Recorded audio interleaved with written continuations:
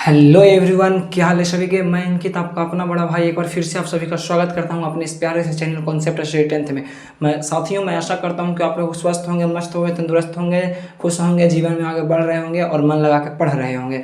साथियों, पिछली कक्षा में हमने इडली के एकीकरण के बारे में जाना था और ये है हमारा इडली के एकीकरण का पार्ट 2।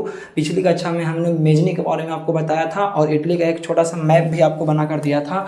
तो मैं आप लोगों ने अगर वो क्लास कर लिया होगा तो आपको यह क्लास ज़्यादा बढ़िया से समझ में आएगा। इसीलिए अगर आपने पहले वो क्लास नहीं किया तो वो क्लास कर लीजिए, ताकि आप इडली के एकीकरण को अच्छे से बिल्कुल मक्खन की तरह समझ सके। तो चलिए आज हम लोग शुरू करते हैं काउंट काबूर के बारे में।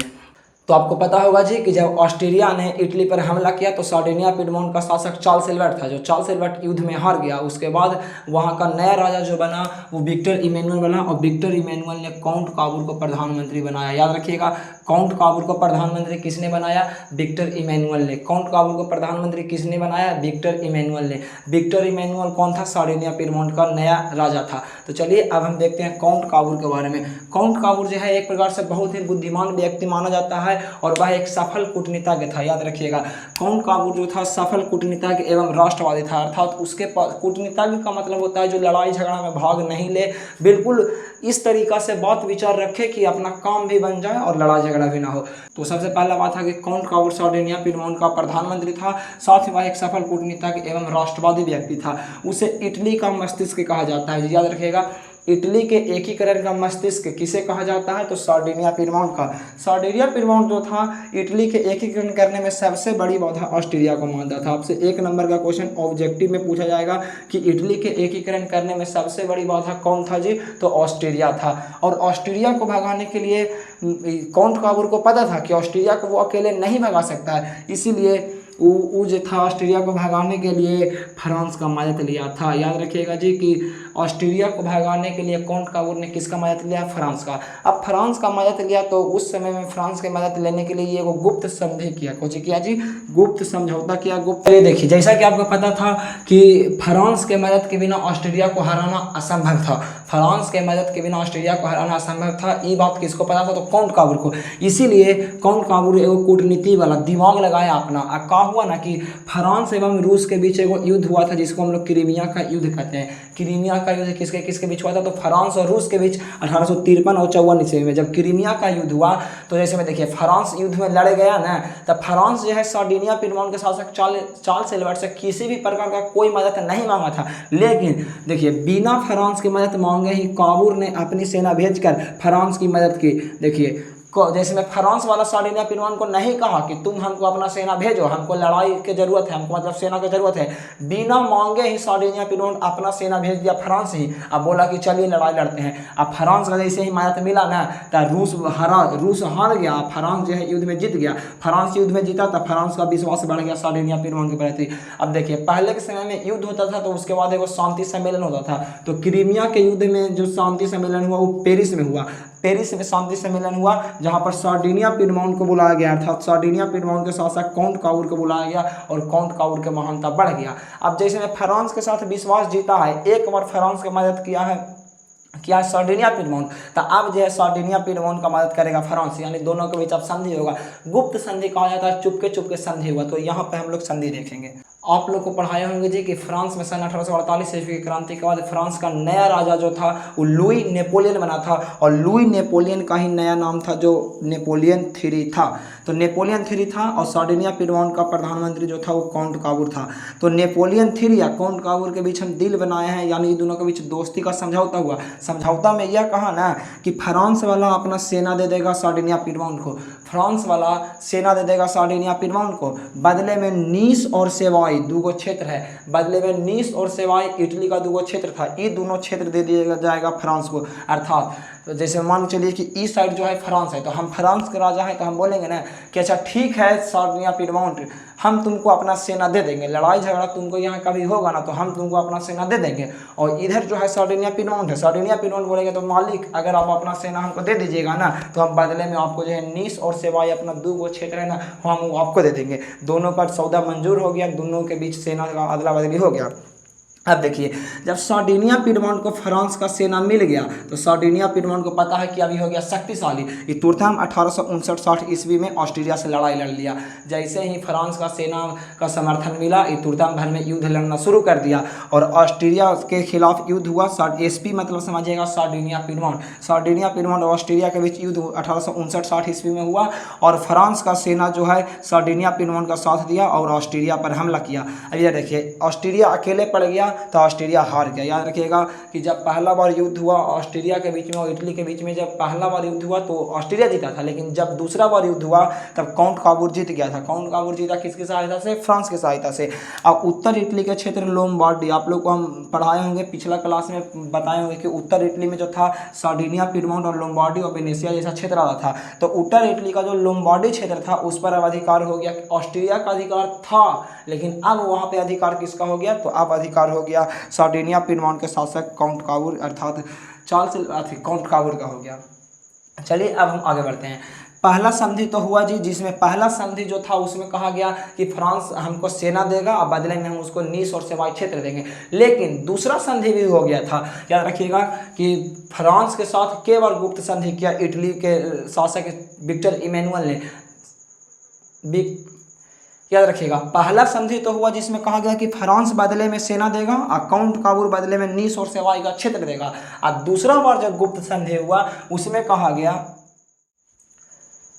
तो चलिए अब हम लोग देखते हैं। पहला बार जो संधि हुआ उसमें कहा गया कि फ्रांस जो है सेना देगा और बदले में सार्डिनिया पिडमॉन्ट नीस और सेवाई नाम का 2 क्षेत्र देगा। और ऐसा करने पर ऑस्ट्रिया जो है हार गया और काउंट काबूर जो है जीत गया और लोम्बार्डी जो क्षेत्र था उस पर काउंट काबूर का अधिकार हो गया। अब देखिए, दूसरा बार जो गुप्त समझौता हुआ उसमें कहा गया, दूसरा बार फिर से फ्रांस के साथ संधि हुआ और दूसरा बार जो फ्रांस के साथ संधि हुआ उसमें कहा गया कि लड़ाई में फ्रांस निष्क्रिय रहेगा। यानी फ्रांस ना तो सार्डिनिया पिडमॉन्ट का साथ देगा और ना ही फ्रांस लोम्बार्डी का ऑस्ट्रिया का साथ देगा। जब फ्रांस किसी का साथ नहीं देगा, सेना अकेला लड़ेगा। सार्डिनिया पिडमॉन्ट को पता था कि लोम्बार्डी का जो क्षेत्र है वो जो है उसी के क्षेत्र में है, इसीलिए विक्टर इमैनुअल अकेले अपनी लड़ाई लड़ेगा। बोला कि फ्रांस निष्क्रिय रहेगा, साथ ही सार्डिनिया पिडमॉन्ट जो है बदले में सेवाई का क्षेत्र देगा। बोला कि ए जी फ्रांस आप लड़ाई नहीं लड़ी, हम आपको बदले में सेवाई का क्षेत्र देंगे। बाद में जनमत संग्रह करा करके राज्यों का विलय होगा, आधार पर राज्यों का विलय होगा, अर्थात जिस भी राज्य को हम जीतेंगे उस राज्य में वोटिंग करवा लीजिए। अगर वहाँ के जनता कहेगा कि हम काउंट काबूर के साथ रहेंगे तो वो हमको क्षेत्र में दे दीजिएगा, और यदि वहाँ के जनता कहेगा कि हम फ्रांस के साथ रहेंगे तो वो फ्रांस का क्षेत्र आपको वो क्षेत्र फ्रांस के मिल जाएगा। ऐसा कहा गया। लेकिन काउंट काबूर बड़ी चालाक आदमी था, इसको पता था कि सब जनता जो है इसी को चाहता है, इसलिए बोला चलो चलो वोटिंग करवा के हम लोग क्षेत्र को आपस में बांट लेंगे। जिसके बाद उत्तर इटली में जो सार्डिनिया पिडमॉन्ट है, लोम्बार्डी है, परमा था, मध्य इटली का परमा, मोडेना, टस्कनी, इतना क्षेत्र का एकीकरण अकेले कर दिया। देखिए, जो ब्लू रंग से जो हम एरिया दर्शाए हैं उस सब का मालिक बन गया विक्टर काउंट काबूर। जो ब्लू रंग से जो हम एरिया दर्शाए हैं उसका मालिक बन गया काउंट काबूर। और साथ में जो अभी देखिए वेनेशिया था, रोम था, सिसिली था, नेपल्स था, इसका एकीकरण जो काला रंग से दिखाए हैं उसका एकीकरण अभी नहीं हुआ। तो याद रखिएगा 1862 ईस्वी में काउंट काबूर की मृत्यु हो गई। याद रखिएगा, पूछा जाएगा काउंट काबूर की मृत्यु कब हुई जी? तो काउंट काबूर की मृत्यु 1862 ईस्वी में हुआ। काउंट काबूर मरने से पहले कितने क्षेत्र का एकीकरण कर दिया था? तो काउंट काबूर अपनी मृत्यु के पूर्व सार्डिनिया पिडमॉन्ट, लोम्बार्डी, परमा, मोडेना, टस्कनी जैसे क्षेत्रों का एकीकरण कर दिया था। जब काउंट काबूर मर गया तो उसके बाद वेनेशिया, रोम, सिसिली, नेपल्स इस सब क्षेत्रों का जो एकीकरण है वो विक्टर इमैनुअल ने किया। तो विक्टर इमैनुअल के साथ साथ एक और व्यक्ति, महान व्यक्ति थे गैरिबाल्डी, उन्होंने भी एकीकरण में महत्वपूर्ण योगदान दिया। तो अब हम लोग फटाफट गैरिबाल्डी के बारे में पढ़ते हैं। हाँ जी, तो चलिए, अभी तक आप लोगों ने देख लिया होगा कि अभी तक जो एकीकरण का क्रिया चल रहा था वो उत्तर इटली एवं मध्य इटली तक चला था। लेकिन मध्य इटली में जो रोम था और उत्तर इटली में जो वेनेशिया था उसका भी एकीकरण नहीं हुआ। तो अब हम लोग पढ़ते हैं एक महान क्रांतिकारी गैरिबाल्डी के बारे में जिन्होंने इटली के एकीकरण में महत्वपूर्ण भूमिका निभाई। तो चलिए शुरू करते हैं गैरिबाल्डी के बारे में।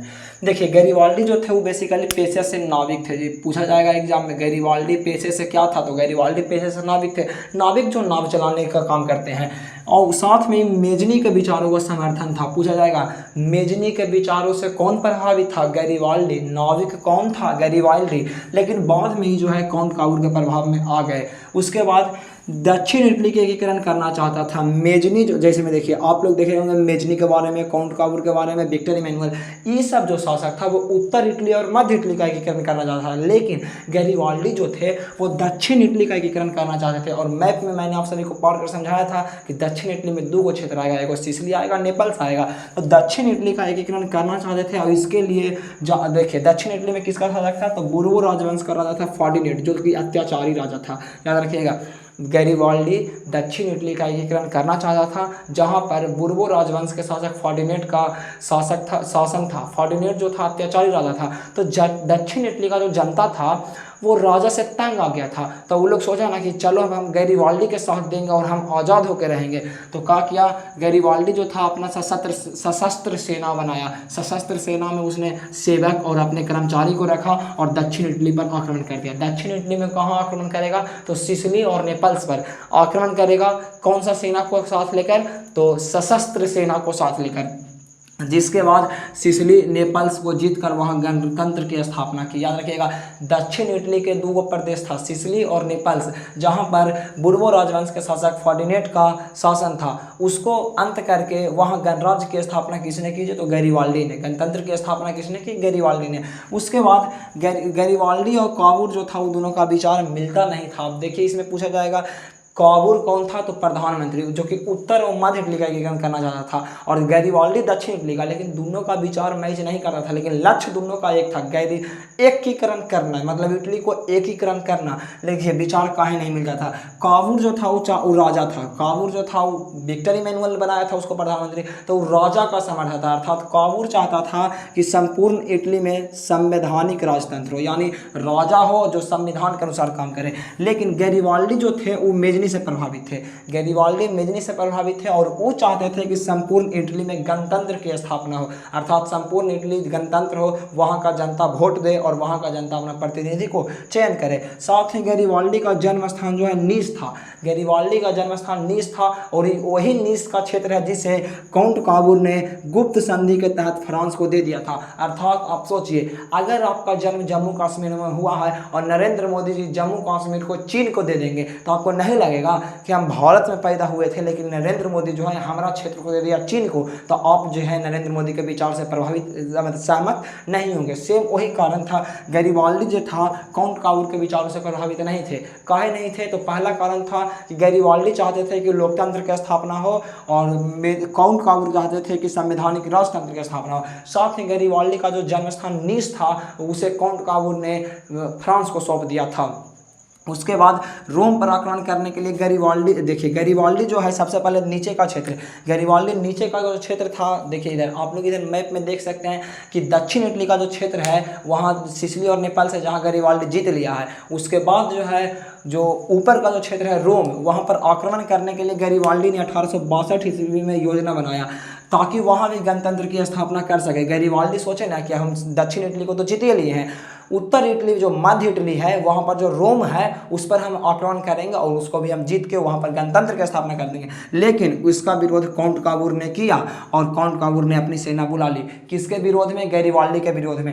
जब काउंट काबूर और गैरिबाल्डी 1862 ईस्वी में एक दूसरे के साथ मिले तो उसे हम काउंट काबूर और गैरिबाल्डी मिलाप कहते हैं। जैसे में हम लोग कहते हैं ना रामायण में राम हनुमान मिलाप, उसी प्रकार काबूर और गैरिबाल्डी का मेल मिलाप कब हुआ? 1862 ईस्वी में। जब गैरिबाल्डी काबूर से मिले तो काबूर, पता है काउंट काबूर जो था वो बहुत बड़ा कूटनीता के था, उसे बातचीत करने का तरीका पता था, तो वो अपना बातचीत करके गैरिबाल्डी को प्रभावित कर लिया और गैरिबाल्डी को अपना गेम में शामिल कर लिया। अर्थात कुछ हुआ, गैरिबाल्डी काबूर से बहुत ज़्यादा प्रभावित हुआ जी, यानी गैरिबाल्डी को मतलब कि बहुत ज़्यादा काबूर के विचार पसंद आ गया और वो भी जो है राजतंत्र का पसदर बन गया। देखो लिखे हैं ना कि मेजनी का समर्थन तो था लेकिन बाद में काबूर का समर्थन बन गया। काबूर यानी संवैधानिक राजतंत्र, संवैधानिक राजतंत्र, संवैधानिक राजतंत्र का क्या बन गया? समर्थन बन दिया। गैरिबाल्डी काबूर से बहुत प्रभावित हुआ एवं अपने द्वारा जीते गए दक्षिण इटली का क्षेत्र, दक्षिण इटली का क्षेत्र कौन सा था जी? तो सिसिली और नेपल्स। दक्षिण इटली का क्षेत्र जो था सिसिली था और नेपल्स था, जो जीता था उसे विक्टर इमैनुअल को सौंप दिया। जे कि विक्टर इमैनुअल बोला था कि राजा तुम ही बनो, लेकिन गैरिबाल्डी कहा नहीं, हम राजा नहीं बनेंगे और अपना सारा संपत्ति राष्ट्र को यानी इटली के नाम दान कर दिया और वो किसान बनकर जीवन जीने लगा। सोचिए गैरिबाल्डी गैरिबाल्डी कितना बड़ा क्रांतिकारी थे कि अपना द्वारा जीता गया क्षेत्र जहां वो राजा बन के जीवन काट सकते थे, उन्होंने उस क्षेत्र को त्याग कर दिया। वो पूरा क्षेत्र, दक्षिण इटली का जो क्षेत्र था, वो दे दिया विक्टर इमैनुअल को, और अपना पास जितना संपत्ति था उनका कुल संपत्ति राष्ट्र को समर्पित कर दिए और वो नॉर्मल किसान के भांति जीवन जीने लगे। गैरिबाल्डी के इसी त्याग की भावना से, त्याग एवं देश के प्रति प्रेम की भावना से प्रभावित होकर लाला लाजपत राय ने गैरिबाल्डी की जीवनी लिखी। लाला लाजपत राय भारत के एक महान क्रांतिकारी थे जिन्होंने भारत को आज़ादी दिलाने में बहुत योगदान दिया। तो आपसे पूछा जाएगा बोर्ड एग्जाम में कि गैरिबाल्डी की जीवनी किसने लिखी, तो लाला लाजपत राय ने। उसके बाद 1862 ईस्वी में आप लोग को पता होगा कि काउंट काबूर की मृत्यु हो गई। काउंट काबूर की मृत्यु हो गया था तो उस टाइम तक देखिए उत्तर इटली में सार्डिनिया, पिडमॉन्ट, लोम्बार्डी तथा मध्य इटली में परमा, मोडेना, टास्कनी, दक्षिण इटली का सिसिली और नेपल्स, इस सब का राजा मेलनी रूप से बन गया विक्टर इमैनुअल, यानी कि टोटल क्षेत्र जो है एक हो गया। अब बचा कौन जी, 1862 ईस्वी तक रोम एवं वेनेशिया। रोम कहाँ है, मध्य इटली में है। आप लोग को मैप में बताए होंगे, अभी भी आप लोग देख सकते हैं। रोम जो है वो मध्य इटली में है जहाँ पर पोप का अधिकार है। रोम जो है मध्य इटली में है जहाँ पोप का अधिकार है। अब वेनेशिया जो है, आपका जो वेनेशिया वाला क्षेत्र है उस पर जो था अधिकार था ऑस्ट्रिया का। वेनेशिया का जो क्षेत्र था उस पर अधिकार किसका था, ऑस्ट्रिया था। इसको छोड़ करके इसको केवल एकीकरण नहीं हुआ, बाकी संपूर्ण इटली का एकीकरण हो गया। तो रोम एवं वेनेशिया का एकीकरण किया था कौन, तो विक्टर इमैनुअल। बाकी सब का एकीकरण कर दिया काउंट काबूर, गैरिबाल्डी और मेजनी। अब बचा लास्ट में रोम वाला क्षेत्र जिसको एकीकरण कर दिया विक्टर इमैनुअल। तो चलिए अब हम लोग छोटा सा रोम का एकीकरण देख लेते हैं, इसके बाद हो जाएगा एकीकरण की प्रक्रिया समाप्त। तब तक के लिए आप लोग स्क्रीनशॉट ले लीजिए।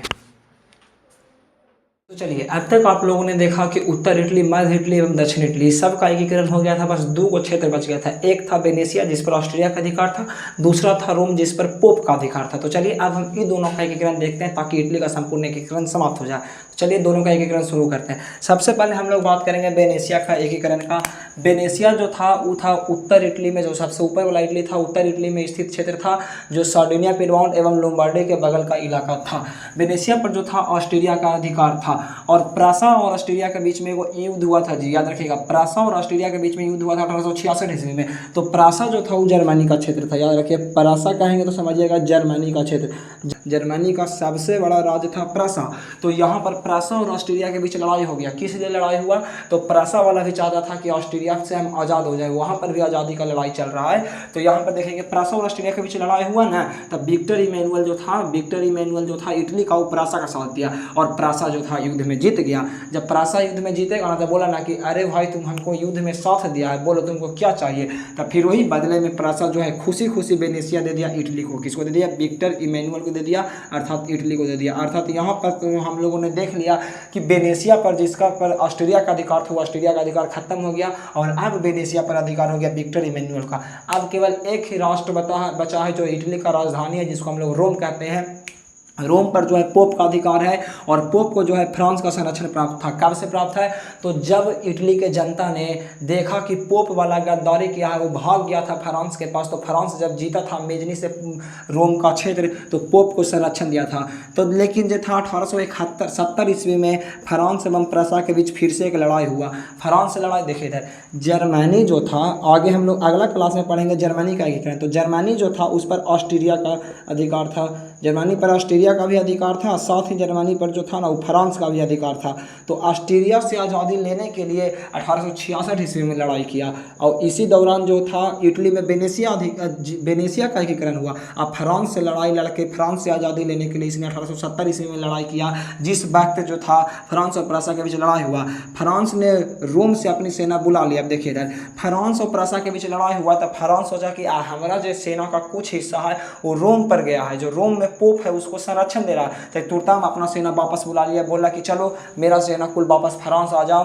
और उसके बाद पोप अकेला पड़ गया। जैसे ही फ्रांस का सेना आया, पोप अकेला पड़ गया और उसी वक्त का फ़ायदा उठाकर विक्टर इमैनुअल जो थे उन्होंने रोम पर हमला कर दिया। अब पोप अकेले था, वो लोग कुछ कर नहीं पाया और रोम को जीत लिया गया। रोम को जीत करके 1871 ईस्वी में संपूर्ण इटली का एकीकरण समाप्त हो गया। देखिए उत्तर इटली में कौन सा क्षेत्र था, तो सार्डिनिया, पिडमॉन्ट था, पिडमॉन्ट था, लोम्बार्डी था, वेनेशिया था। इस चारों को जीत लिया था कौन, विक्टर इमैनुअल। उसके बाद मध्य इटली में था रोम, और रोम का इलाका था परमा मोडेना टस्कनी था, तो इन लोग को भी जीतिए लिया था और जीतिए लिया गया। और लास्ट में बचा सिसिली और नेपाल, जिसे गैरिबाल्डी जीत लिए और दे दिए थे विक्टर इमैनुअल को। अर्थात संपूर्ण इटली का एकीकरण कितना ईस्वी तक समाप्त हुआ, तो 1871 ईस्वी तक। अब हम लोग को छोटा बड़ा पॉइंट के बारे में जान लेते हैं। इटली के एकीकरण का दिल किसे कहा जाता है जी, तो मेजनी का, याद रखिएगा, इंपॉर्टेंट क्वेश्चन है। इटली के एकीकरण का दिल किसे कहा जाता है, मेजनी को। इटली के एकीकरण का मसीहा किसे कहा जाता है, तो मेजनी को। इटली के एकीकरण को पैगंबर किसे कहा जाता है, तो मेजनी को। साथ ही इटली के एकीकरण का दिमाग, तो काउंट काबूर को। काउंट काबूर बहुत ही बुद्धिमान व्यक्ति था, इसी कारण इटली के एकीकरण का दिमाग काउंट काबूर को कहा जाता है। उसी प्रकार इटली के एकीकरण का तलवार गैरिबाल्डी को कहा जाता है। इटली के एकीकरण का तलवार किसे कहा जाता है, तो गैरिबाल्डी का। साथ ही एक बात और याद रखिएगा, जो बहुत सारे बच्चे लोग को कन्फ्यूजन होता है, लुई नेपोलियन और नेपोलियन तृतीय दोनों सेम व्यक्ति है। तो अगर कहीं पर कोई बोलेगा कि 1848 ईस्वी के क्रांति के बाद फ्रांस का राजा कौन बना था, तो लुई नेपोलियन कहिए या फिर नेपोलियन तृतीय कहिए, दोनों बात बराबर है। उसी प्रकार विक्टर इमैनुअल एवं विक्टर इमैनुअल द्वितीय दोनों का दोनों व्यक्ति सेम है, तो इस में कंफ्यूजन नहीं होना है। आप एक स्मार्ट बच्चे हैं और अच्छा से पढ़ाई करिए ताकि कहीं पर कोई कंफ्यूजन न रहे। साथ ही इसी के साथ हम लोगों ने इटली के एकीकरण को समाप्त कर लिया और आप सभी के लिए एक बहुत ही बढ़िया और प्यारा सा थैंक्स यू। आप लोगों ने इस क्लास को देखा और इसके पिछले क्लास को देखा, जिससे आप लोगों ने इटली के एकीकरण के बारे में समझा। तो साथियों, मैं आशा करता हूं कि आप सभी को यह वीडियो बहुत ही अच्छा लगा होगा। यह वीडियो अगर अच्छा लगा तो सबसे पहले वीडियो को लाइक करिए और वीडियो को अपने सभी दोस्तों के पास शेयर करिए ताकि वो लोग भी पढ़ सकें। साथ ही हमारे साथ जुड़कर पढ़ाई करने के लिए इस चैनल को सब्सक्राइब करिए और वीडियो में कॉमेंट करिए कि कोई डाउट रहा या फिर अगला टॉपिक किस टॉपिक पर आपको वीडियो चाहिए। इसी के साथ मैं इस कक्षा को समाप्त करता हूं। आप लोग पढ़िए लिखिए, मस्त रहिए, स्वस्थ रहिए, तंदुरुस्त रहिए, जीवन में आगे बढ़ते रहिए, खुश रहिए। तब तक के लिए मिलते हैं कल की क्लास में। तब तक के लिए धन्यवाद। जय हिंद, जय भारत।